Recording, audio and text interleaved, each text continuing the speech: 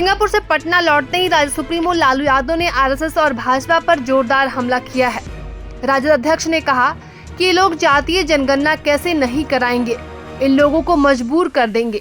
लालू यादव ने एक्स पर लिखा कि इनकी क्या औकात है जो ये जातिगत जनगणना नहीं कराएंगे। इनको इतना मजबूर करेंगे कि इन्हें जातिगत जनगणना करना ही पड़ेगा। दलित, पिछड़ा, आदिवासी और गरीब का एकता दिखाने का समय अब आ चुका है।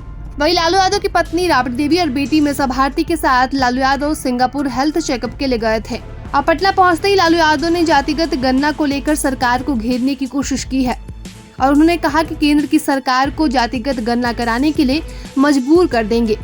बिहार में जातिगत गणना कराए जाने के बाद अब इसकी मांग पूरे देश में उठ रही है।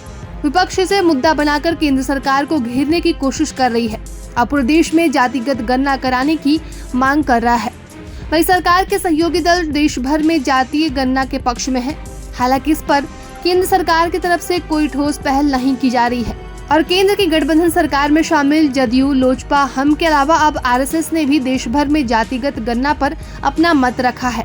संघ का मानना है कि इसका उद्देश्य राजनीतिक या चुनावी उद्देश्यों के लिए नहीं होनी चाहिए। आरएसएस ने यह भी कहा कि अनुसूचित जातियों और अनुसूचित जनजातियों के उपवर्गीकरण की दिशा में कोई भी कदम संबंधित समुदायों की सहमति के बिना नहीं उठाया जाना चाहिए। आरएसएस के प्रचार प्रमुख सुनील आम्बेडकर ने 3 दिवसीय अखिल भारतीय बैठक के अंतिम दिन केरल में प्रेस से बातचीत में ये जानकारी दी है और इंडिया गठबंधन के दलों की ओर से लगातार जातिगत जनगणना कराने की बात की जा रही है। यहाँ तक कि एनडीए के घटक दलों ने भी जाति जनगणना को लेकर सकारात्मक रुख दिखा रहे हैं। जेडीयू और लोजपा सरकार में शामिल हैं और जाति जनगणना पर इंडिया गठबंधन के दलों के समान ही चाहते हो कि देश में जाति जनगणना होनी चाहिए।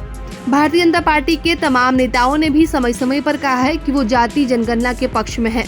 शायद यही कारण है कि पार्टी ने कभी भी ऑफिशियली तौर पर जाति जनगणना का विरोध नहीं किया है, पर विपक्ष लोकसभा चुनाव में जाति जनगणना का वादा अपने मैनिफेस्टो में करके जनता के बीच ऐसा संदेश देने की कोशिश की कि भारतीय जनता पार्टी जाति जनगणना और जातिगत आरक्षण की विरोधी है और विपक्ष ने इस मुद्दे पर इस तरह भ्रम पैदा किया कि जनता के बीच संदेश गया कि भारतीय जनता पार्टी सत्ता में आई तो आरक्षण को खत्म कर देगी।